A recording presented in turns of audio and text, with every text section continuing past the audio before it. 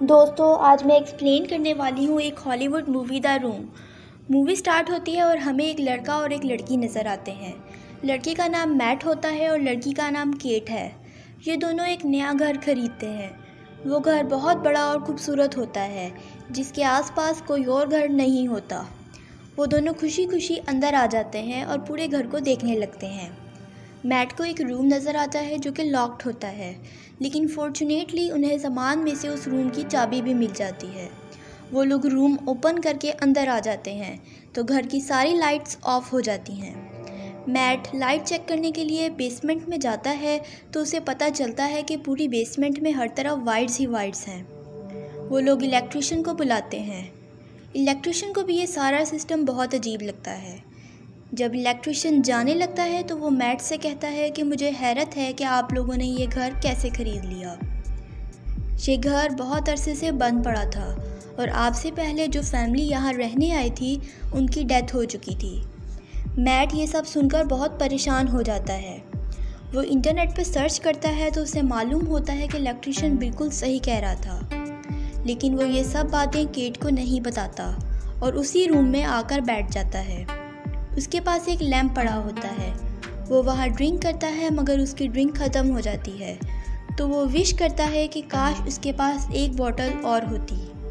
इसके साथ ही रूम की लाइट्स ऑफ हो जाती हैं और जब दोबारा लाइट आती है तो मैट को जो दिखाई देता है वो बहुत हैरानकुन होता है। वो देखता है कि ड्रिंक की एक बोतल वहाँ पर पड़ी हुई है।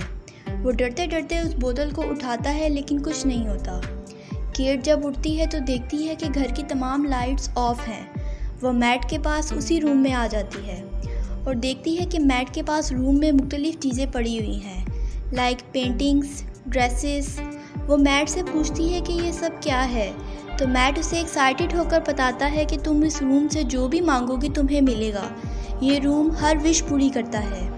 तो केट कहती है कि मुझे जॉब चाहिए, मगर मैट उससे कहता है कि ये रूम सिर्फ चीज़ें देता है और जॉब नहीं दे सकता, इसलिए तुम किसी चीज़ की ख्वाहिश करो।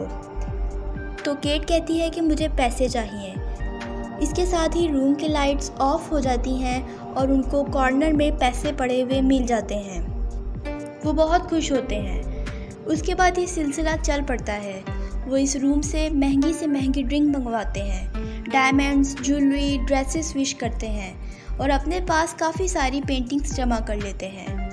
केट पैसों की एक वॉल बना देती है।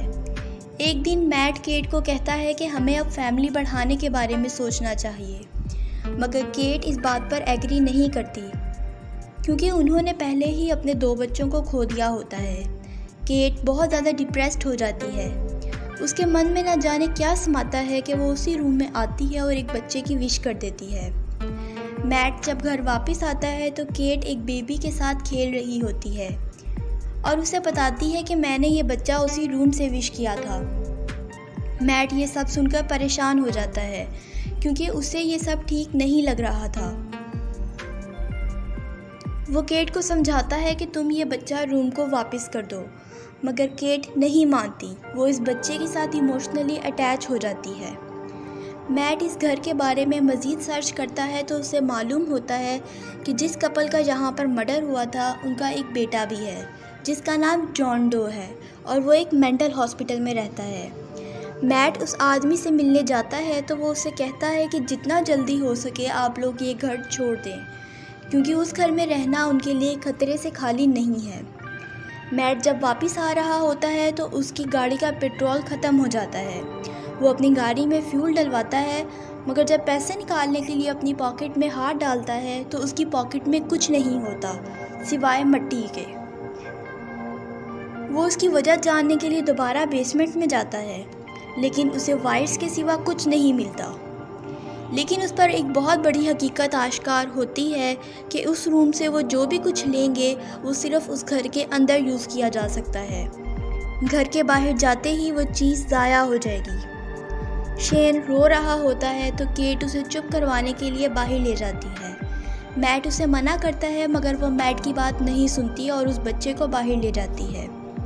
बाहर जाते ही उस बच्चे की हालत ख़राब होने लगती है और उसके चेहरे का रंग बदलने लगता है। केट उसे देखकर शाउट करने लग जाती है। वो बच्चा जो पहले एक बच्चा था अब 7-8 साल का लड़का बन चुका होता है। मैट केट को बताता है कि अगर यह बच्चा इस घर से बाहर जाएगा तो इसकी उम्र बढ़ती जाएगी और ऐसे ही वो मर जाएगा, इसलिए इसे ज़िंदा रखने के लिए हमें इसे घर के अंदर ही रखना होगा। वो बच्चा बिल्कुल नॉर्मल लोगों की तरह होता है, लेकिन उसका बाहर जाना अलाउड नहीं होता। केट उसका बहुत ख्याल रखती है, मगर मैट अभी तक उस लड़के को कबूल नहीं कर पाया था। शेन एक दिन उसी रूम में चला जाता है जब उसे पता चलता है कि वो किस तरह इस दुनिया में आया। उसे ये भी अंदाज़ा होता है कि उसके पास बहुत सारी पावर्स हैं और वो अपनी इमेजिनेशन से कुछ भी कर सकता है। वो अपनी इमेजिनेशन से उस रूम को एक गार्डन में बदल देता है। तब मैट को उसकी पावर से डर लगता है। मैट को एक कॉल आती है। वो कॉल जॉन डो की होती है। वो उसे बताता है कि इस घर में जो कपल था उनकी डेथ भी इसी वजह से हुई थी क्योंकि उन्होंने उस रूम से एक बच्चा लिया था। वो बच्चा बाहर जाना चाहता था, लेकिन उसे रूम ने ये कहा था कि अगर तुम बाहर जाना चाहते हो तो अपने पेरेंट्स को मार दो। वो बच्चा मैं हूँ। मैट ये सुनकर खौफज़दा हो जाता है। केट भी उनकी सारी गुफ्तगू फ़ोन से सुन लेती है और उसे अफसोस होता है कि ये उसने क्या किया। वो गाड़ी लेकर घर से निकल जाती है और इधर मैट गुस्से में शेन को सब कुछ बता देता है कि तुम्हें हमने उस रूम से विश किया था और अगर तुम बाहर जाओगे तो तुम मर जाओगे।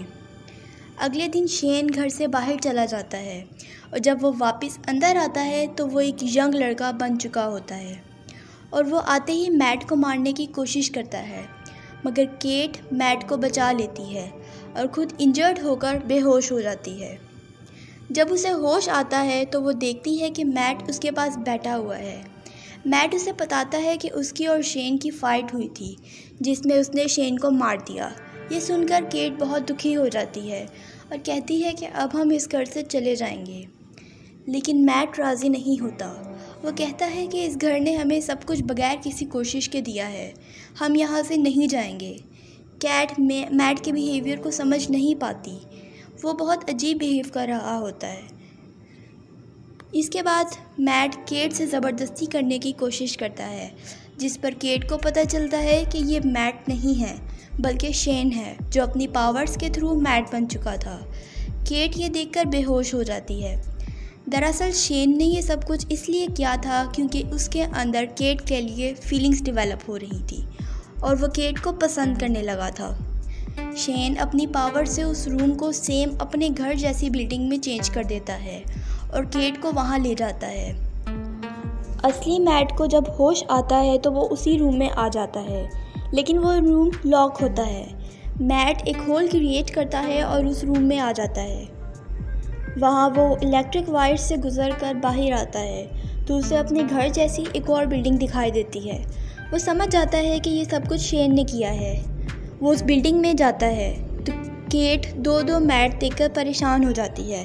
उसे बिल्कुल समझ नहीं आ रहा होता कि कौन मैट है और कौन शेन है। वो शेन को मुखातिब करती है तो शेन उसको रिस्पॉन्स करता है, जिसकी वजह से केट को पता चल जाता है कि ये शेन है। वो शेन को धक्का दे देती है। केट और मैट वहाँ से भाग जाते हैं, लेकिन शेन के पास बहुत पावर्स होती हैं। वो अपनी पावर से घर का नक्शा बदलना शुरू कर देता है, जिसकी वजह से उन्हें भागने के लिए कोई रास्ता नहीं मिल रहा होता और शेन वहाँ पहुँच जाता है। मैट और शेन की लड़ाई शुरू हो जाती है और मैट शेन को घर से बाहर धक्का दे देता है। केट भी पीछे से घर का दरवाज़ा बंद कर देती है।